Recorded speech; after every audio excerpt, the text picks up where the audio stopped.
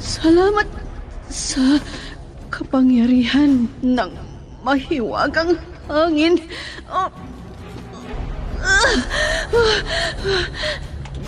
Nandito na ako sa kuweba. Aray ko! Manganganak na ako!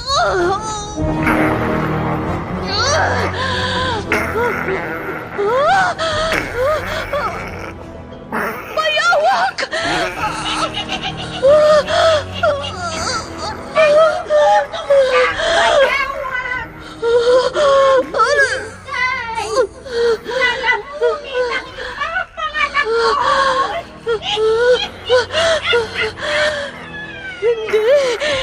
Hindi ko ipahihintulot.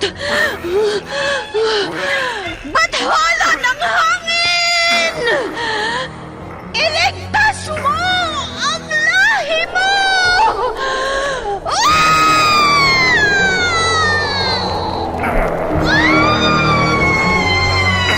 Bakit hindi mo sinakmal ang sanggol? Ikaw, bayawak!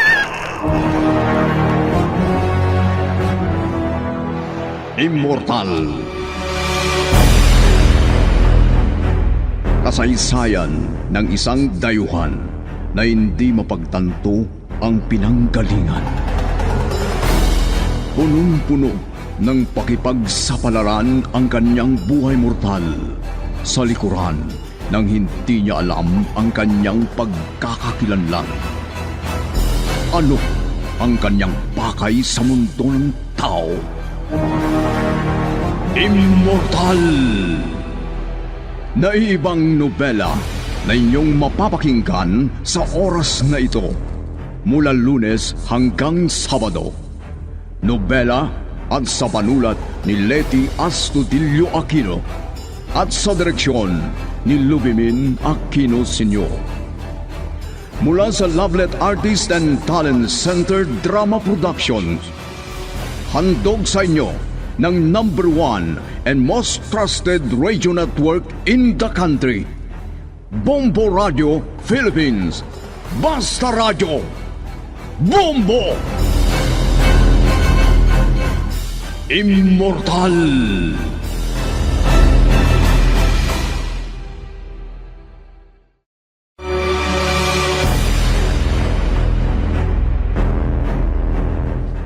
Ang nakaraan, hindi maunawa ni Riani ang nadarama niya sa tuwing nasisilayan ng pagkakalapit ni na Ivana at Amar.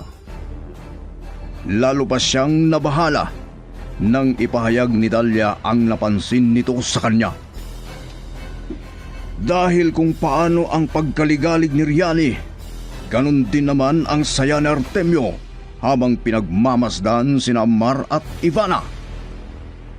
Isang bagay na lalong sumugat sa damdamin ni Riani, ngunit hindi niya ipinapahalata.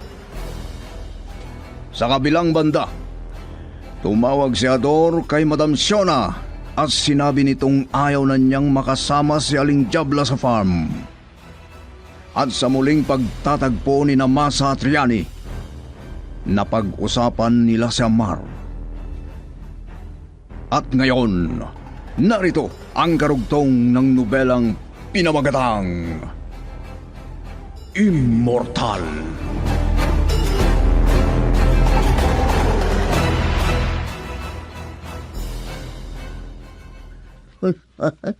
Diyos ko. Paano ko kaya makakaya ang lahat ng pinapagawa ni Sargadon? Lalo na't mga kakaibang hayop daw ang ipapasok dito sa farm. Nako, Diyos ko po. Parang hindi ko yata kaya. At saka, hindi ko pa alam kung ano ba yung mga ipinabili niya na i-deliver daw dito. Kung anong uri ng nilalang ang mga yaon. Maganda nga ang pagkakagawa ng lugar na tinatawag ng teritoryo ng bakod. Malawak na parang kahong screen. Walang makakalabas sa bakod. At ano naman kayang ipapasok niya sa kagubatan na pinaayos niya? May net pa na talukbong sa ilang puno.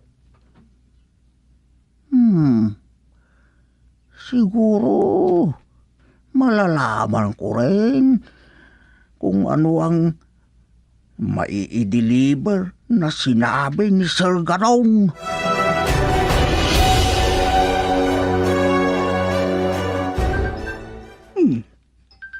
Sigado nito siguro parating na siya.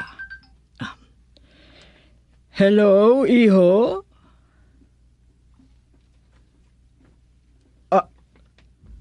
Ano? Maghihintay ka? Anong klaseng alaga ang mga yon?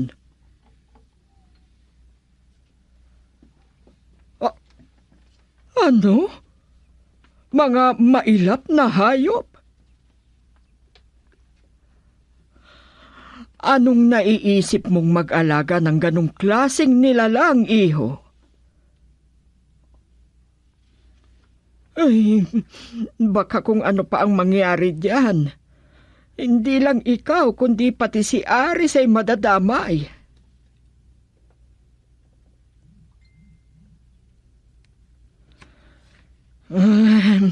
Sige na nga. Nasa sayo na riyan. May dahilan ka rin naman.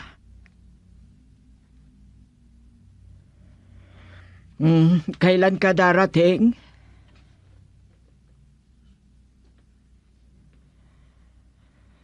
Sige, iho. Mag-ingat ka. Bye.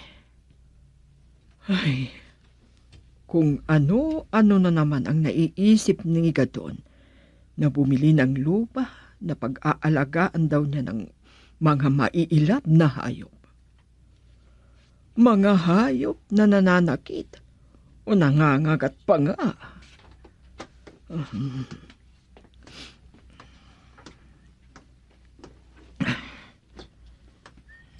Madam, magmerienda na po tayo.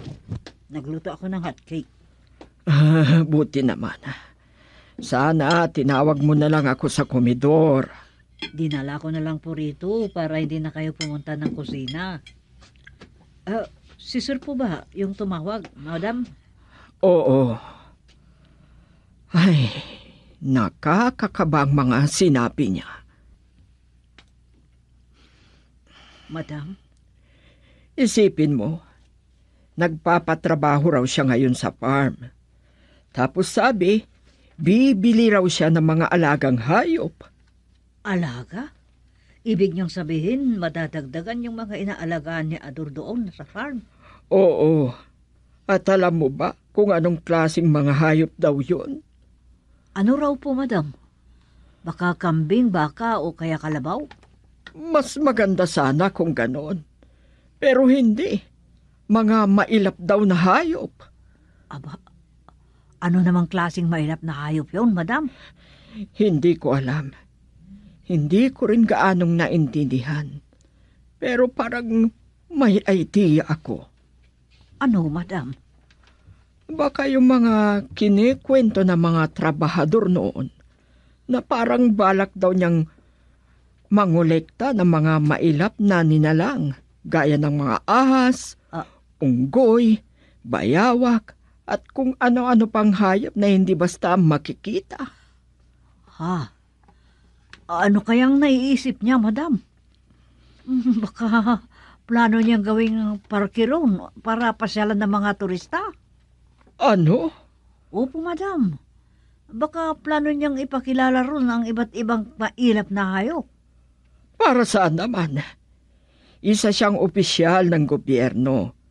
Siya pa ang mag-aasikaso ng mga ganon. Baka naman kumuha siya ng katuwang, madam. O halimbawa si Ador. Si Ador ang magkaalaga. At yung matandang babae na tinatawag nilang Diabla. Baka naman siya pa ang maging tagapagbantay doon, madam. Ayun pa, yung matandang babae na yun, kakaiba ang pangalan. Diabla. Ah, Baka pati ang demonyo, sinusundan niya. ano?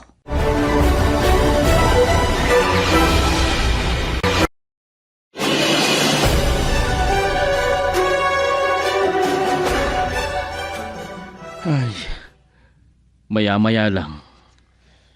Hating gabi na naman. Pero hindi pa rin ako makatulog. Minsan talaga, nakakabagot kapag wala akong ginagawa. Ha? Ano yun? Parang ugong ng isang sasakyan na dumadaan sa itaas. Sa rooftop yata nang galing. Hindi iyon helicopter. Kasi kung si Sir Artemio iyon, dapat helicopter ang ginamit niyang sasakyan. Aakyat ako sa rooftop.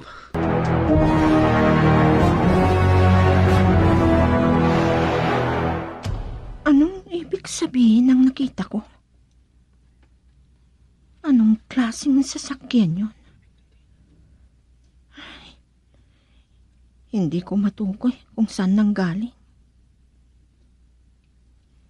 Hindi rin helicopter ni Sir Artemio kasi parang umiilaw na kakaiba. Lumalayo. Pero ngayong madilim sa rooftop ng bahay nila ni Sir Artemio, tila iyon ang pinagmumulan ng liwanag. Nagliwanag. Ibig sabihin, may tao ron. Sino kaya yon? Si Dahlia ba? O si Sir Marlon? O baka si Ma'am Ivana? Tawagan ko muna si Sir Marlon. Baka hindi pa siya tulog. At siya nga ang nandun.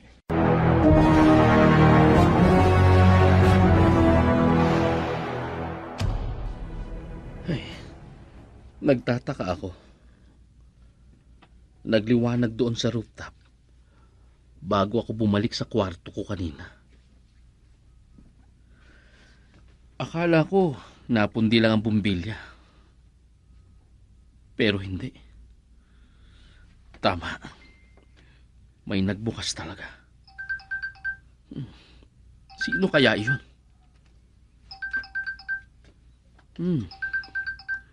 Si Riani palang tumatawag. Nakita rin niya kaya ang nagliwanag sa rooftop ng bahay nila. Sagutin ko na lang. Hello? Good evening, Riani. Hello. Good evening din, Sir Marlon. Natawag ako bigla kasi may nakita ako. Ano yung nakita mo? May narinig kasi akong parang ugong ng sasakyan. Tapos may nakita akong bagay na parang sasakyang mabilis na lumipad sa impapawid. Ganun ba? Baka nakita mo rin. Hindi ko nakita kung saan galing. Madilim kasi. Liwanag lang niya ang nakita ko. Oo, sinundan ko ang paglipad niya hanggang sa parang between na lang ang laki niya.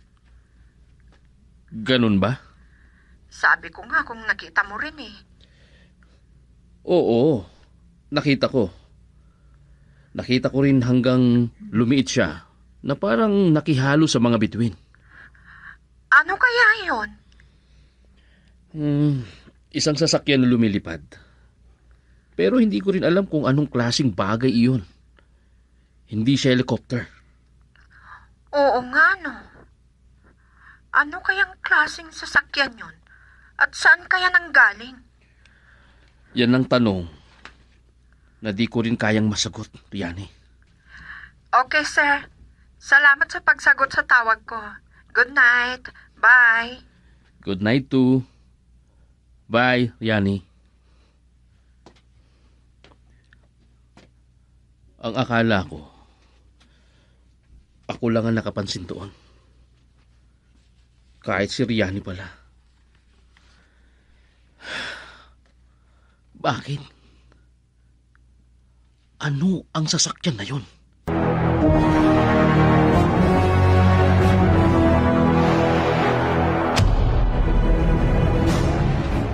Alam ko na. Umalis na naman si Sir nang hindi nagpapaalam.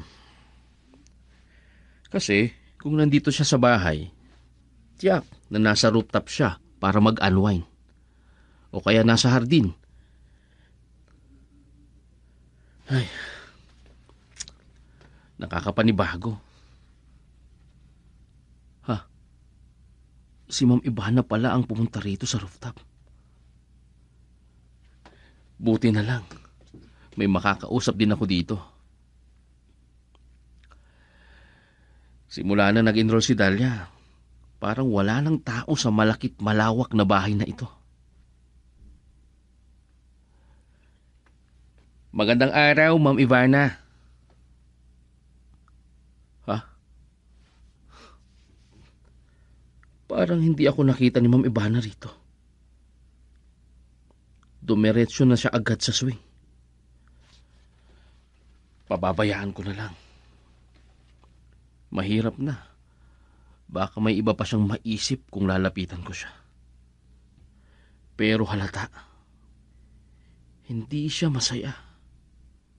At hindi nagsasalita kapag wala si Sir.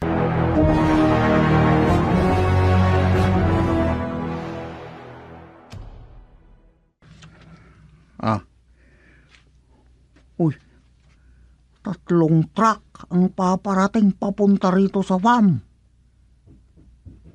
Iyon na kaya ang sinasabi nilang kargamento galing sa nayong na pinangasiwaan ko. Ayon kay Madam Shona, i-deliver lang raw. Wala raw si Sir Gadon kasi hindi pa siya nakakarating. Ha? May tumatawag. Si Madam Shona. Hello, Madam. Ador, tinawagan ka na ba ni Gadon? Hindi pa. Bakit po? Sabi niya kasi may ipapadala siyang mga kargamento na dapat mong bantayan dyan sa farm. Mga buhay na hayop na idadagdag sa mga aalagaan ninyo dyan.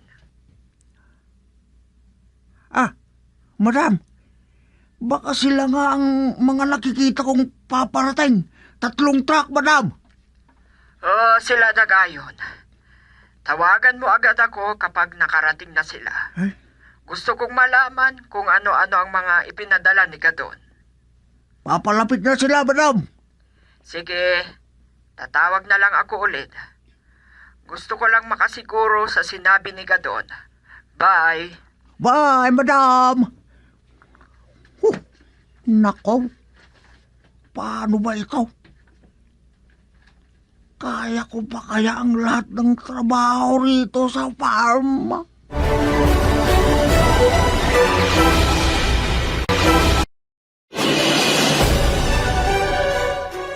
Ay, bahala ka na lang sa buhay mo rito, tao.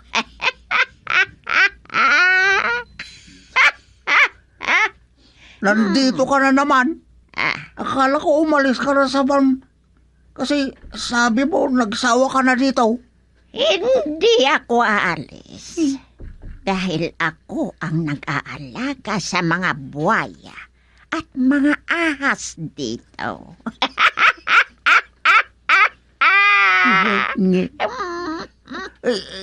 Sino ka ba talaga? Oo nga. Ay, bantayan mo sila, ha? Para alam mo, kung hindi ko sila uutusan, baka ikaw ang lapain nila. Ay, noon pa sana, isinubo na kita sa kanila. Ano? Oo. Ay, sumunod sa akin. Kahit na ang mga buhaya. Ano? Sabi ko sa'yo, mag-isip ka. Hindi mo pa ba napapansin? Ha?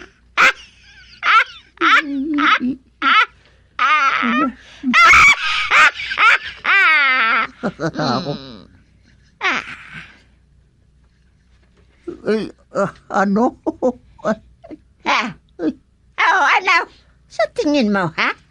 Ako ang tunay na amo nila. Pero, huwag mong ipagsasabi kahit kanino. Kasi, kung malalaman nila na ako ang amo nila, baka barilin niya ako. At madadamay ka pa.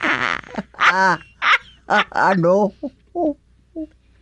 May kapangyarihan ako. Tandaan mo yan. Kaya huwag mong lalabagin ang mga iniuutos ko. Sundin mo lahat ng sinasabi ko para manatili ka pang buhay at makabalik ka pa sa pinanggalingan mo. Ano ba? Oh, naintindihan mo pa ba ang lahat ng sinabi ko, tao?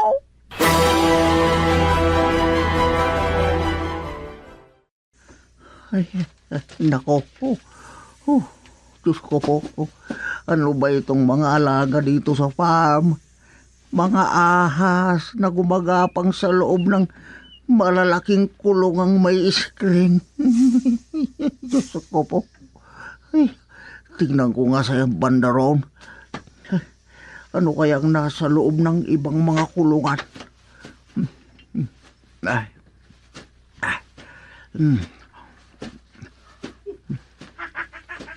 Ha? Uy, may mga unggoy pa pala. Naku. Diyos ko po. Hindi ba't delikado ang mga yan? Ay. Si Sir Gadon ang tumatawag. Hello, sir. Ay, oo, sir. Tinitignan ko lang po yung mga bagong dinalang alaga sa mga kulungan nila. Ay, pero sir, hindi ko na kaya ang trabaho dito sa farm ninyo. Oo, sir. Natatakot na po ako. Gabi-gabi, nanginginig na ako sa kaba. Paano kung magwala sila? Magwala sila kapag hindi agad napakain. Pati nga yung bahay, sir, nagwawala kapag nagugutom. Hindi ko na sila kayang kontrolin, sir. Napakarami nilang alaga. At, sir, Sos, naku po, ibinabalan niya ang tawag. Ay, nagalit si Sir Caron. Ay, sos ko.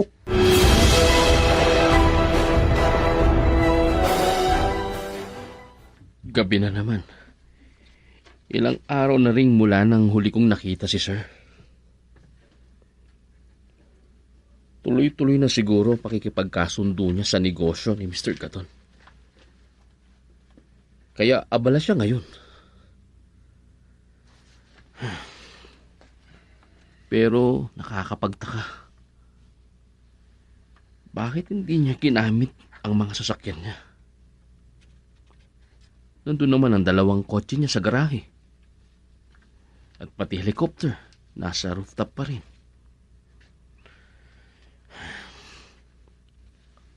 Ha?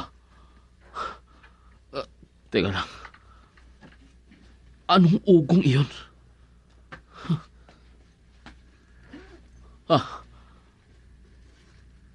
Parang... Sabi ko na nga ba? Naroon na naman ang sasakyang lumilipad sa impapawid.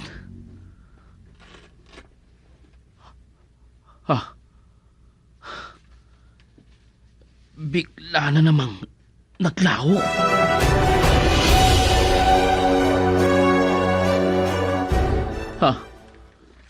Akala ko'y naglaho na. Pero, heto't sa banda sa ibabaw lang ng tirahan. At lumilipad ulit. At ngayon papalayo. Anong klaseng sasakyan yun? Hindi yun eroplano.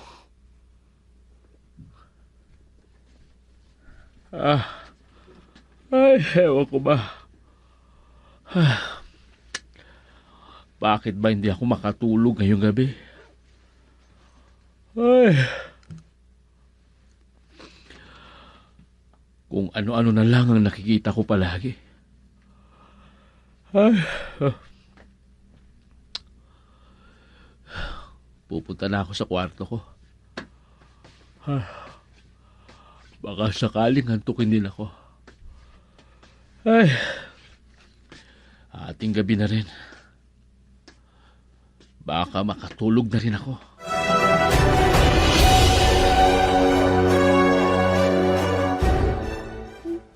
Hindi na talaga ako makatulog. Mula nung dumating ang iba't ibang mailap na alagang dinala ni Sir Gadon. Sila raw ang gagamitin para sa pagkain ng buhaya at ng malaking sawa. Yung buhaya na iyon na, bakit kaya? Nako, sus, ano kayang nangyayari rin sa buhaya? Nako po, baka may sinasaktan na naman siya. Pero hindi ko na rin gustong lumabas ng rest house para tignan.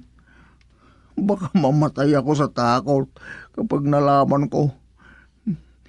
Pero, dali, paano kung may madisgrasya ron? Ako pa ang mapapagalitan. Ay, ano ba to? Ayun na naman. Ay, Sol, bakit kaya? Baka may kalaban yung buhaya. Hayaan ko na lang si Aling Jabla na tumingin sa buhaya ron. Matutulog na lang ako. Siya na ang bahala ron sa buhaya. Yung matandang babae na yun. Hindi naman pwedeng ako pa ang pumunta ngayong gabi. Gabi na eh. Takot ako. Matulog na lang ako.